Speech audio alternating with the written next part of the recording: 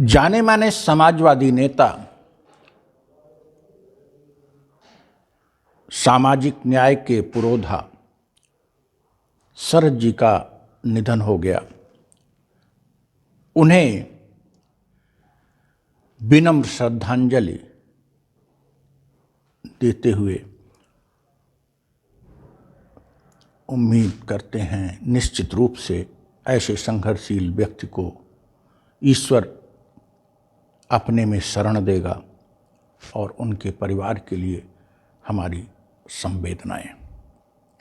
उनके परिवार से बढ़कर समाजवादी सोच के समस्त लोगों के प्रति संवेदनाएं, हमारी पार्टी के और हमारे लोगों के लिए भी संवेदनाएं, क्योंकि शरद जी सामाजिक न्याय के पुरोधा थे। उन्होंने जीवन पर्यंत संघर्ष किया।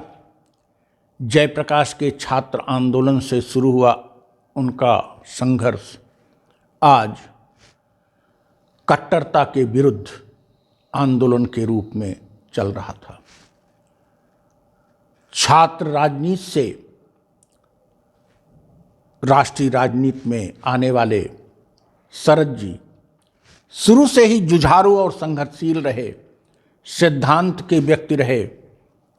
1974 में पहली बार जबलपुर से लोकसभा में पहुंचे और जब इंदिरा गांधी जी ने आपातकाल लागू की तो उसका कड़ा विरोध किया। 1976 में जब आपातकाल के दौरान संविधान में संशोधन करके लोकसभा के कार्यकाल को 1 वर्ष के लिए बढ़ाकर 6 वर्ष कर दिया गया, तो शरद जी और मधुमेह 2 ऐसे नेता थे जिन्होंने 6ठा वर्ष का कार्यकाल नहीं लिया, 5 साल बाद ही इस्तीफा दे दिया। ऐसा सिद्धांत बिरले ही देखने को मिलता है। 1977 में वे पुनः चुनाव जीते। उनके साथ जीत हार लगा रहा, लेकिन जीत हार ने उनको कमजोर नहीं होने दिया। उन्होंने सिद्धांतों से समझौता नहीं किया। वे 3 राज्यों से लोकसभा के सांसद रहे।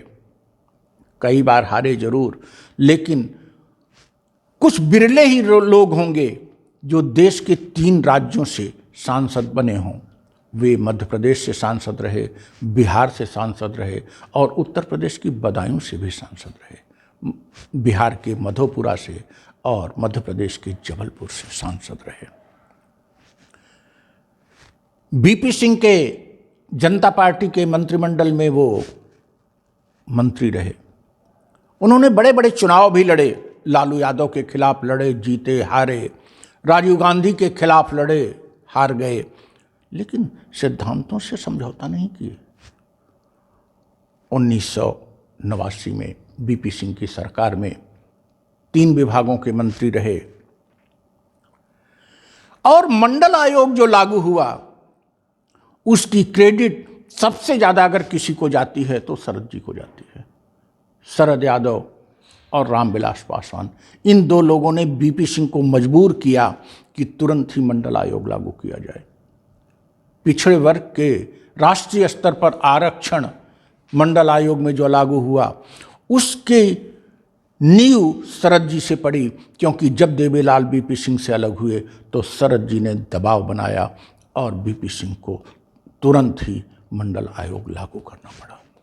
इस प्रकार वो सामाजिक न्याय के एक मसीहा हैं।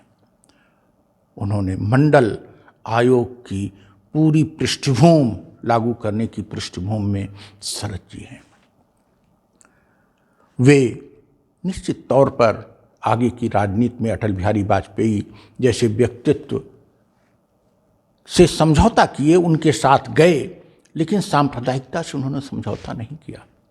इसीलिए जनता दल यू के संयोजक जब थे और 2013 में भारतीय जनता पार्टी में नरेंद्र मोदी को अपना चुनाव संचालन समिति का अध्यक्ष बनाया, इस प्रकार से पीएम का कैंडिडेट बना दिया, तो शरद जी संयोजक पद से इस्तीफा दे दिए। यही नहीं, तहलका मामले पर उन पर केवल 5 लाख रुपए का आरोप लगा और आरोप से जल्दी ही वो बरी भी हो गए, लेकिन उस समय भी उन्होंने त्यागपत्र दे दिया। उन्होंने सिद्धांतों के सामने घुटने नहीं टेके।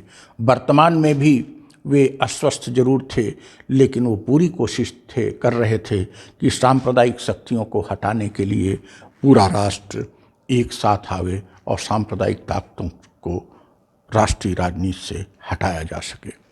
ऐसे शरद यादव को, जिन्होंने सिद्धांतों की राजनीति की, जिन्होंने ईमानदारी की राजनीति की, जिन्होंने जुझारूपन और संघर्ष का रास्ता दिखाया और उस पर आजीवन चलते रहे, ऐसे शरद जी को हम नमन करते हैं। उन्हें पार्टी की तरफ से, अपनी तरफ से विनम्र श्रद्धांजलि देते हैं। जय इंसानियत।